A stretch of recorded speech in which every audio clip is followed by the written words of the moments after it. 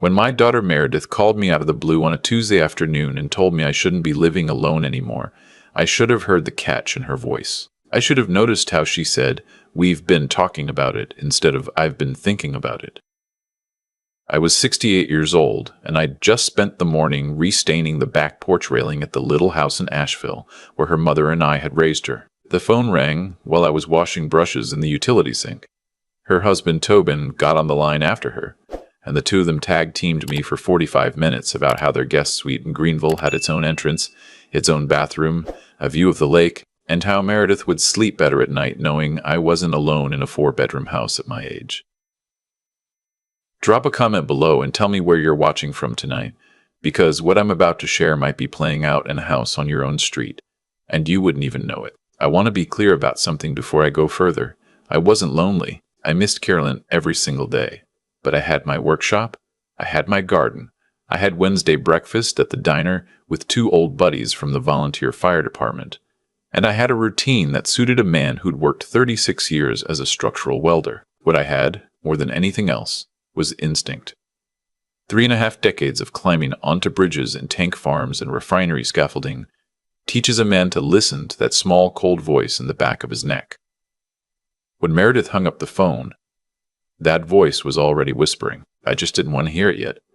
2 weeks later, I drove the U-Haul down through the Blue Ridge into South Carolina with most of my life packed in cardboard. Meredith met me in the driveway of a house I didn't recognize as belonging to my daughter. It was huge, white brick, slate roof, 3-car garage, a magnolia tree out front, older than any of us.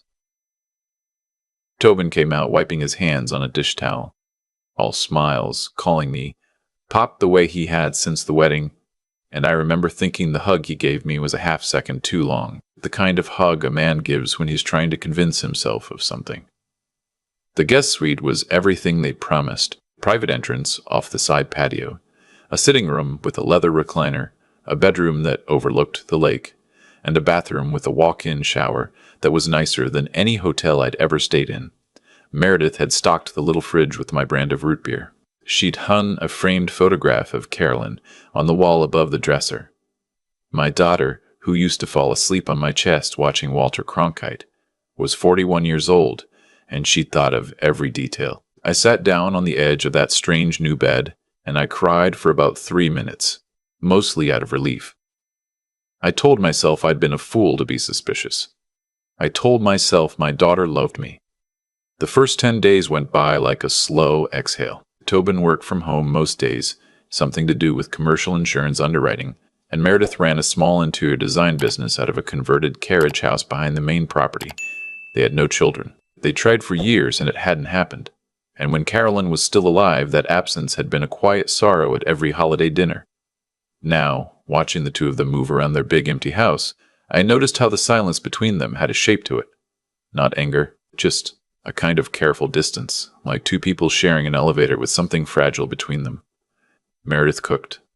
She'd never been a cook when she lived under my roof, but she'd grown into one, and she put real effort into the meals those first nights. Pot roast with rosemary potatoes, cedar plank salmon. A blueberry cobbler that took her 3 tries because she kept burning the topping and starting over.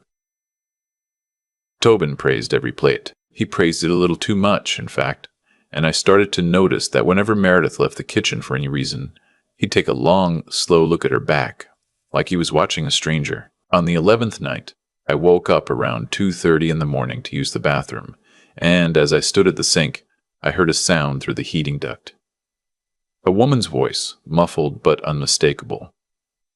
She wasn't crying loud. She was the kind of crying you do when you don't want anyone to hear you. The kind that hitches in the throat and stops and starts again. It went on for maybe 10 minutes. Then I heard a man's voice, low and even, saying something I couldn't make out. Then nothing. I stood there in the dark for a long time before I went back to bed, and I told myself that married people argue, that I had no business listening through a duct in someone else's house, that whatever was going on had nothing to do with me.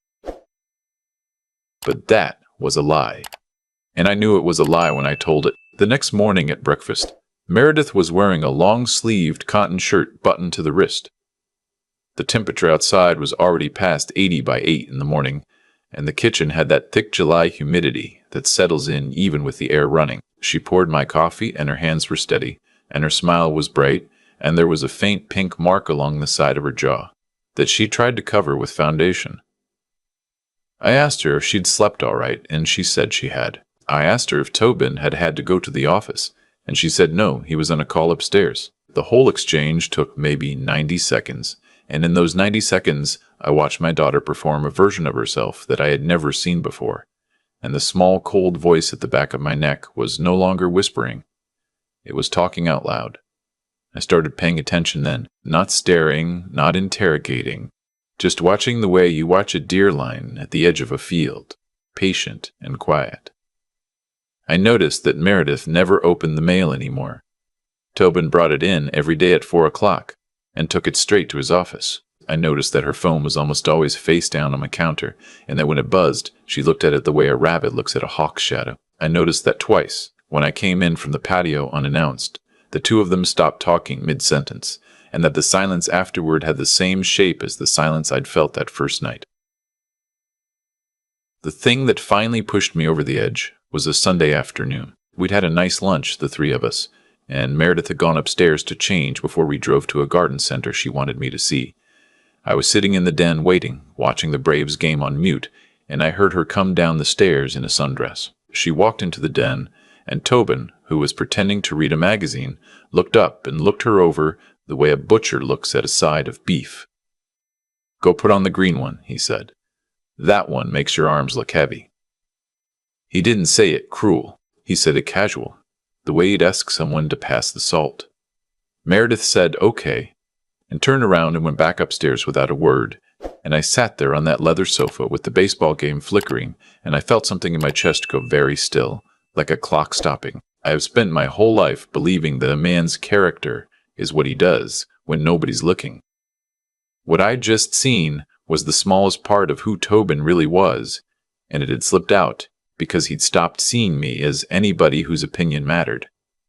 To him, I was already furniture, an old man parked in the guest suite, harmless, half-blind, easy to manage.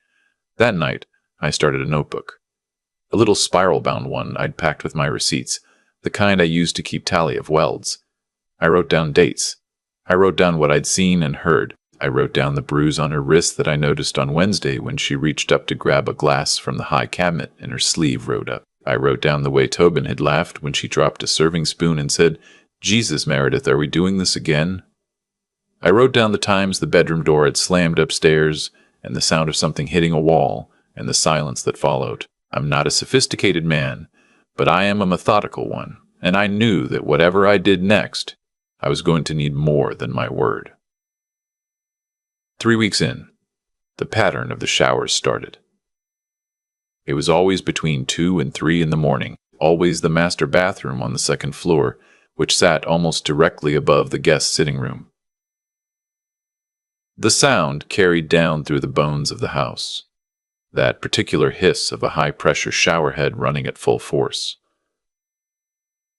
The first night I heard it, I figured one of them was sick. The second night, I figured Tobin had insomnia. By the fourth night, I knew it wasn't insomnia, because along with the water, I could hear the timbre of his voice.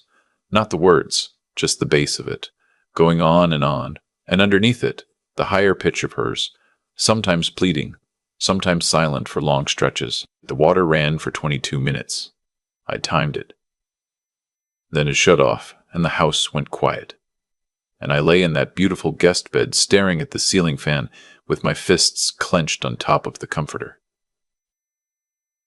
The next morning, Meredith made waffles. She was wearing a turtleneck. I want to tell you what I felt in that moment, because I think it matters. I didn't feel rage.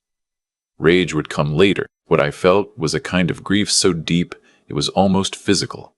A heaviness in my arms and legs, because somewhere upstairs in that beautiful house, my 41-year-old daughter was being broken into pieces by a man she'd promised her life to. And she was coming downstairs every morning and pouring my coffee and pretending it wasn't happening.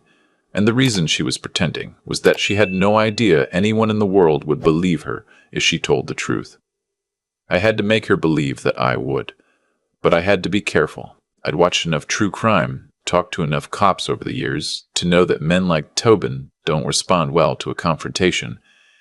The most dangerous moment in an abused woman's life is the moment she tries to leave. If I went charging up those stairs the way every part of me wanted to, the only person who would pay for it was Meredith. So I waited. I watched. And while I waited, I started looking around. Tobin's home office sat at the end of the second-floor hallway. The door had a keypad lock on it, which I thought was strange for a man working from home in his own house. But I didn't think much more about it until the Tuesday Meredith drove into Charleston for a client meeting, and Tobin had to leave for an appointment with an actuary. He told me he'd be back by 4. He was gone by 10 in the morning. I stood in the hallway outside that office door for a long time. I'm not a man who breaks rules generally, but there are situations in life where rules and right have parted ways, and a man has to choose. I went back to the guest suite, got the notebook and a small flashlight, and stood at that keypad and thought about what I knew about my son-in-law. I tried his birthday. Nothing. I tried the wedding anniversary. Nothing. I tried the wedding anniversary. I tried 1, 2, 3, 4, because I'd known a lot of men who weren't as smart as they thought they were, and it didn't work either. Then I noticed that on the molding above the door, just barely visible, there was a thin pencil mark. A little tick. I stood on a chair and looked closer and saw 4 faint marks in pairs. 0719. I climbed down and tried 0719 on the keypad. The lock clicked open. The office was tidy in the way obsessive people are tidy. Every pen aligned, every drawer closed flush. I made myself stand in the doorway for 30 full seconds and memorize exactly how everything sat, because I knew I was going to have to put it all back the way I found it. Then I went in. It took me less than 20 minutes to understand that my son-in-law was not who any of us had thought he was. The first thing I found was a folder, plain manila, in the bottom drawer of his desk. Inside it were printouts of bank statements. Not Tobin's. Mine. 3 months of them, going back to before I'd moved in. I felt the blood leave my face. He'd been pulling my account history somehow, probably through a service that did self-credit checks. Pages of my retirement balances, my pension, the proceeds from the sale of the Asheville house that I hadn't even completed yet. Highlighter marks on the line items that mattered. A number written at the top of the first page in red pen. A number that represented, more or less, every dollar I had to my name. The second thing I found was a folder behind it, labeled with my initials in his neat block printing. Inside were notes. Handwritten observations. Dad confused about TV remote, 714. Dad couldn't remember Meredith's middle name, 722. Dad walked in the kitchen and seemed disoriented. Date after date, going back to my second day in the house. None of them were true. I had never been confused about a remote control in my life. I knew my daughter's middle name. I had walked into that kitchen every morning and said good morning to my son-in-law, and he had been writing it down as evidence of dementia. The third thing I found, in a slim folder underneath the others, was a brochure for an assisted living facility in Columbia, 90 minutes away. Not assisted living, actually. Memory care. Locked unit memory care. Locked unit memory care. The kind you go into and you don't come out of. Paperclip to the brochure was a printed email exchange between Tobin and an attorney about something called involuntary commitment proceedings and durable power of attorney. And the attorney's last email said the process would be much smoother if a primary care physician could provide a baseline cognitive evaluation, and Tobin had replied, working on it. Have an appointment scheduled for him in 3 weeks. He doesn't know. I sat down in my son-in-law's leather desk chair, and I'd put my face in my hands, and I breathed for about a minute and a half. And then I got back up and I photographed every single page in those folders with my phone, and I put everything back exactly the way I'd found it, and I locked the office door behind me, and I went down to the guest suite, and I sat on the edge of the bed and I let myself shake for a while. He wasn't just hurting Meredith. He was coming for me too. Now, I want you to understand something about a man like Tobin. Men like that don't get violent because they're broken. They get violent because they've decided they're entitled to something, and the people in their lives are obstacles between them and that something. Tobin had married my daughter for the right kind of family: the Asheville house, the welder's pension, the life insurance Carolyn had left, the inheritance my own mother had passed to me when she died. He'd been calculating it for years, probably from before the wedding, and the abuse upstairs at 3 a.m. wasn't a separate thing from the folder of fake dementia notes in his bottom drawer. They were the same project. He was breaking my daughter so she'd sign whatever he put in front of her, and he was building a paper trail on me so that when the time came to put me in a locked unit and seize control of my finances, no one would question him. The thing that saved my life, and probably hers, was that he had no idea I'd seen any of it. I had 2 advantages, and I needed to use both of them. The first was that he underestimated me. He thought I was a tired old welder grateful to be taken in. The second was that I had a daughter who, somewhere underneath everything, was still the little girl I had taught to throw a curveball in the backyard. She was still in there. I just had to reach her without him knowing. The next day I started looking for moments. I'd ride along when she went grocery shopping. I'd help her bring the trash cans up from the road on Thursday evenings. None of it was enough. Tobin had his eye on her constantly, and the rare times he didn't, she watched the house like she expected him to materialize. On the 7th day, after I'd gotten into the office, I caught my window. Tobin had a video conference at 10 on a Saturday morning that was going to run for 2 hours. Meredith was in the carriage house behind the property, working on a presentation for a client. I walked back there with 2 cups of coffee and asked if I could sit and visit while she worked. She was happy to see me. She really was. That was the worst part. She lit up like she used to when she was 8 years old, and I came home from a job and walked through the kitchen door, and for a minute she was just my daughter. And then she remembered who she was supposed to be now, and the shutters came back down. I sat in the chair across from her drafting table, and I said very quietly, "Sweetheart, I know." She didn't ask what I meant.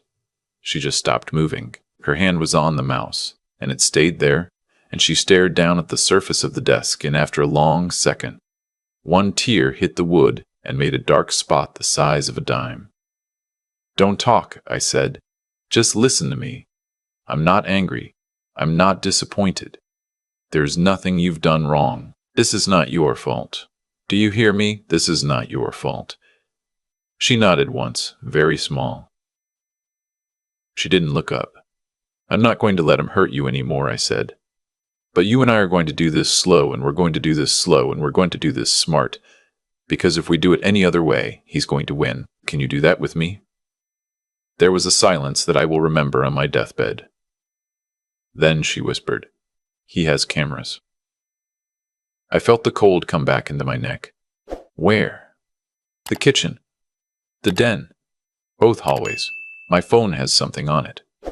He reads my texts. He reads my email. He has the password to my bank app. How long? 3 years. It started small. I thought it was. Her voice broke. I thought it was because he loved me. I thought I was the problem. I thought if I could just stop, I said gently. Stop. He's not allowed to make you carry that. Look at me, baby. Look at me. She looked up.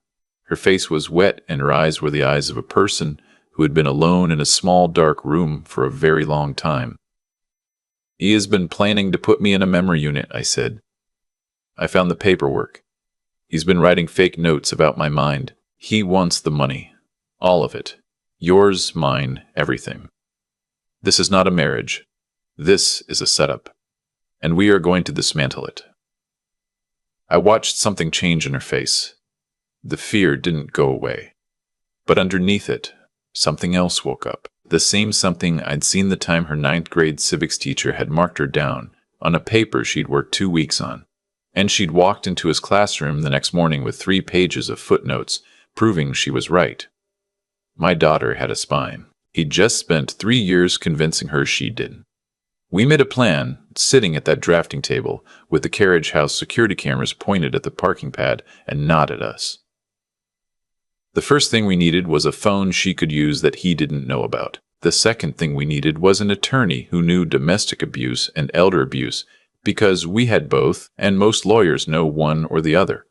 The third thing we needed was for her to act, every single day, like absolutely nothing had changed. I drove into town the next afternoon and bought a basic prepaid phone with cash at a Walmart 20 miles outside Greenville. I activated it under a fake name. I gave it to Meredith inside an empty oatmeal canister in the carriage house pantry, and we agreed it would never leave that building. From that moment forward, anything important we needed to discuss happened in the carriage house, with the cameras pointed at the door and not at us. Finding the attorney was harder than I expected. I didn't want to use anyone in Greenville because Tobin had lived in that town for a decade and I had no idea who knew him. I went up to Spartanburg and met with a woman named Aurelia Pennington Shaw, a senior partner at a small firm that handled elder financial abuse and family violence. She was about 60, with steel gray hair cut short and the kind of unblinking attention that I imagine made her terrifying in a courtroom. I spread the photographs of the folders across her conference table and watched her face go from polite interest to something much harder. "Mr. Halverson," she said, "what you've shown me here is not just abuse. This is a coordinated financial and psychological scheme. You found this in his office?" "I did." "Did you take the originals?" "No, ma'am. Photographs only. I put everything back exactly as I found it." She nodded once. "Good, that's good. We have a long road ahead of us, but you've already done the most important thing, which is preserve the evidence without alerting him. Now I want to tell you what we need to do over the next 4 to 6 weeks, and I need you to understand that you will need to be patient, because patience is what's going to keep your daughter alive." That afternoon set the framework. We needed audio. We needed medical documentation of Meredith's injuries. We needed a baseline cognitive evaluation of me, performed by a doctor of my choosing, that would forever destroy any future claim that I had dementia. We needed to map out every joint account, every shared asset, every name on every deed, and we needed to do all of it without Tobin noticing anything different about either of us. The cognitive evaluation was the easiest part. Aurelia recommended a neurologist in Greenville named Dr. Salzer Lambert, and I drove myself there for a 3-hour battery of memory and reasoning tests. I scored, in her words, in the top 5% for my age cohort. She put it in writing. She dated it. She made 3 sealed copies. 1 went to Aurelia. 1 went into a safety deposit box. 1 I kept in the truck, behind the registration card, where Tobin would never look. The audio took longer. Aurelia gave Meredith a small device, no bigger than a tube of lipstick, that she carried in her purse. For 2.5 weeks, my daughter recorded her own husband. She recorded him calling her stupid. She recorded him telling her that no one would believe her if she ever tried to leave. She recorded him saying on a Thursday night in the kitchen, "Your father's going to be in a home by Christmas. And when he is, you and I are going to have a long talk about the right way for a wife to behave." She recorded the cold water punishment showers, holding the recorder behind a folded towel on the bathroom counter. The audio of one of those nights was so bad that when Aurelia and I sat in her office and listened to it, neither of us spoke for 10 full minutes after it ended.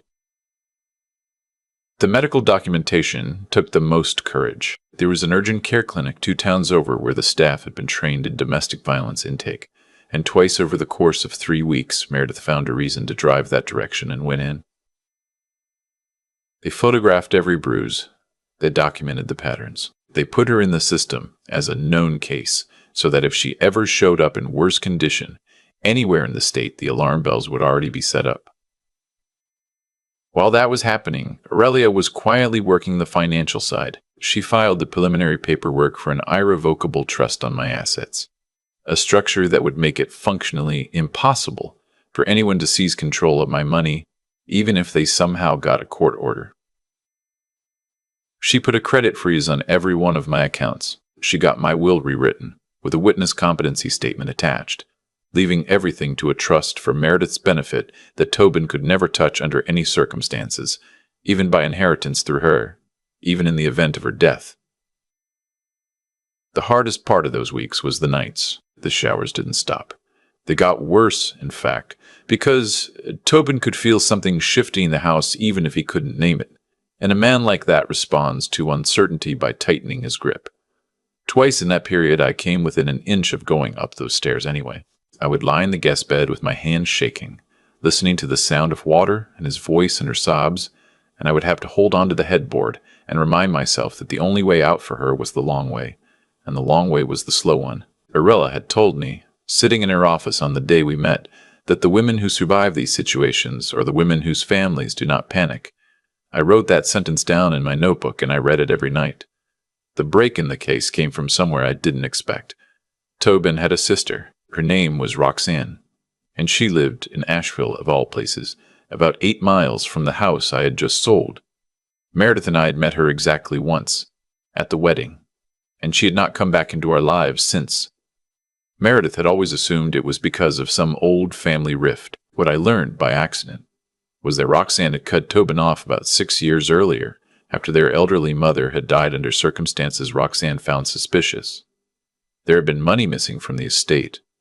There had been a very fast cremation. Roxanne had hired a private investigator, and the investigator had found enough that Roxanne had walked away from her brother permanently, even though she didn't have enough to take to the police. I found this out because I called her. I'd kept her number from the wedding on a contact card in my old address book, and one morning while Tobin was at a dental appointment, I sat on the back patio and dialed her up. I told her who I was. I told her what was happening to Meredith. I told her about the folders in the office. There was a silence on the other end of the line that went on so long I thought she'd hung up. Then she said very quietly, "Mr. Halverson, I have been waiting 6 years for someone to call me about my brother. Tell me what you need." What we needed was the file her investigator had assembled 6 years earlier. She FedExed it to Aurelia's office the next morning. Inside it was a complete portrait of a man who had spent his entire adult life cycling through relationships with vulnerable people and walking away with their money. There had been a college girlfriend whose tuition fund had vanished. There had been an older woman in his late 20s who'd ended up in a hospital with a head injury he claimed she got from a fall. The mother's estate had been the largest take, and the only reason Roxanne hadn't pursued it was that her own husband had begged her not to, fearing what Tobin would do if cornered. Tobin had been smart enough his whole life to spread the damage thin and to keep moving. Meredith was supposed to be the long one, the settled one, the retirement plan, and I was the bonus. We moved on the 3rd Friday in September. Aurelia had coordinated everything to the minute. The divorce papers were drawn up. The restraining order was pre-filed and ready to be served the moment we said the word. A detective with the Greenville County Sheriff's Office named Roman Paget had been read 2 weeks earlier and had quietly confirmed that the financial fraud charges alone, given the falsified medical notes and the contact with the assisted living facility, were enough to make an arrest. The shelter was ready. A bag had been packed for Meredith over the course of 3 weeks, item by item. Each one slipped out of the house in her carriage house tote bag and hidden in a storage unit I'd rented in cash. Tobin was scheduled to come home from work at 6. At 5:45, Meredith and I sat in the den. The cameras were on. The microphones were on. We knew it. We wanted them to be. When he walked in the front door, briefcase in hand, he stopped in the foyer, because he could feel that something was different in the air. He set the briefcase down slowly and walked into the den. Meredith was sitting on the couch, hands folded in her lap, very calm. I was sitting in the chair opposite her. There was a manila folder on the coffee table.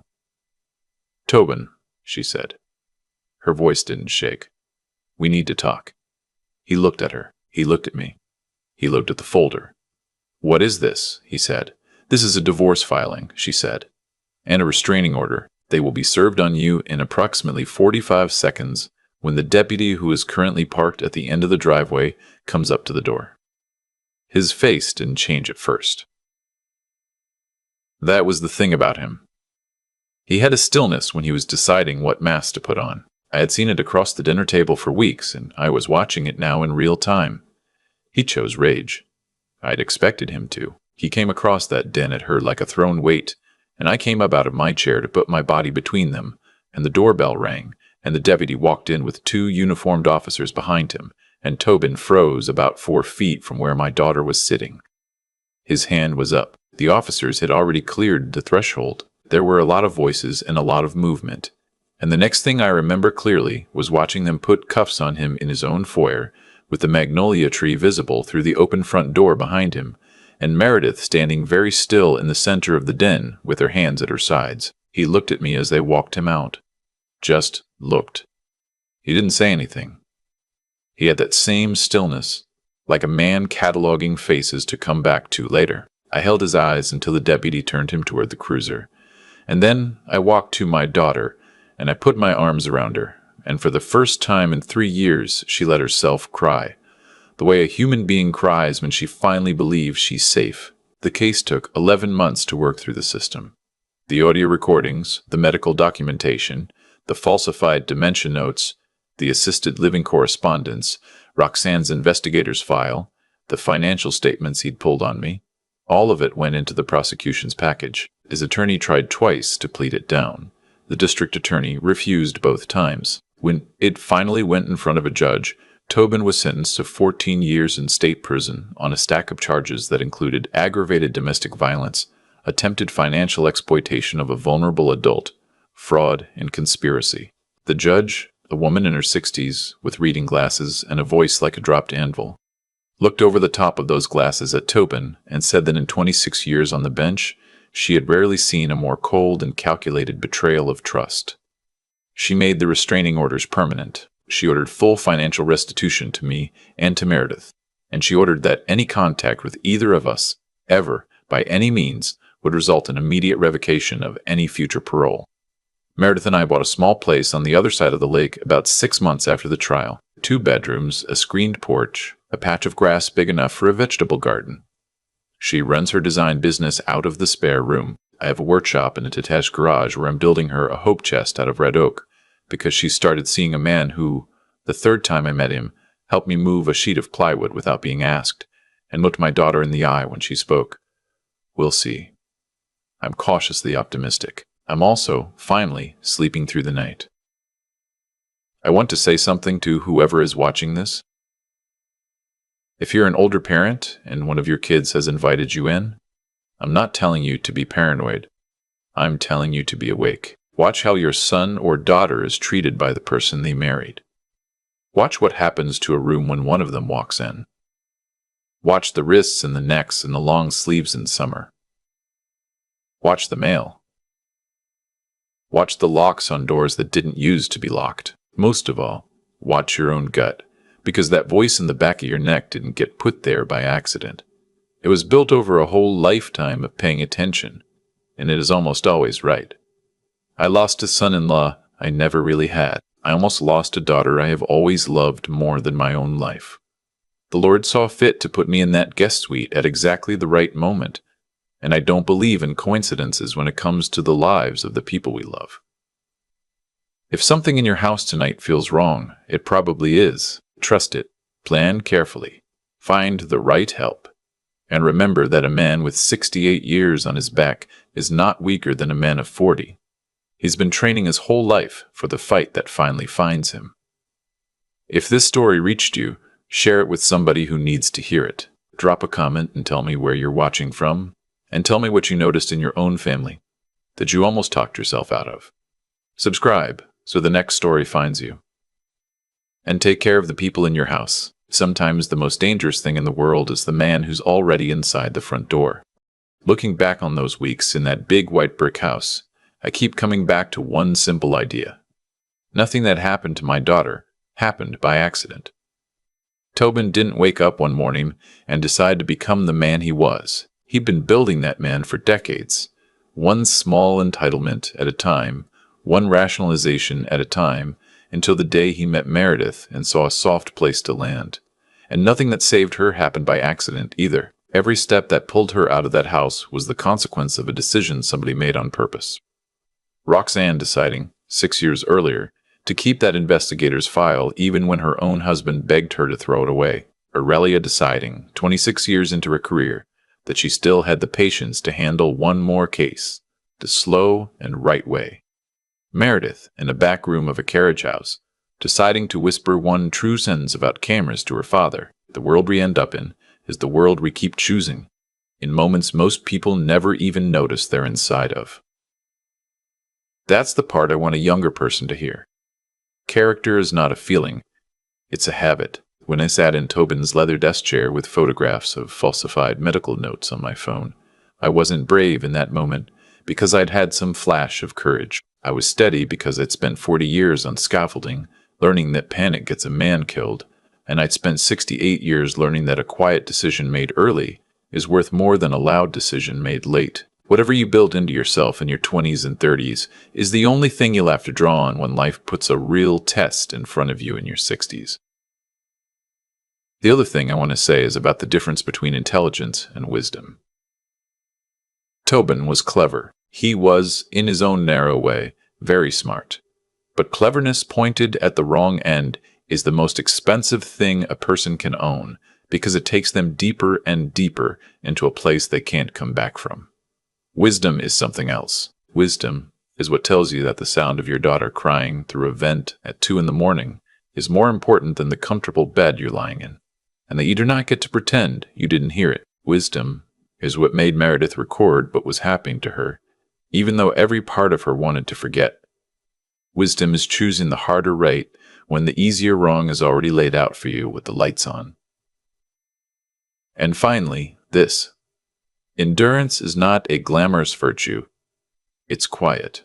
It's getting up the next morning, after a night you couldn't sleep through, and pouring coffee for the man who hurt the person you love most, and smiling at him because the long game requires it. My daughter endured 3 years in that marriage so she could survive long enough for someone to find her. I endured 5 weeks in that guest suite so she'd have somewhere safe to land when she finally walked out. The people who win against men like Tobin are almost never the loudest people in the room. They're the ones who refuse to break on the timetable he set for them.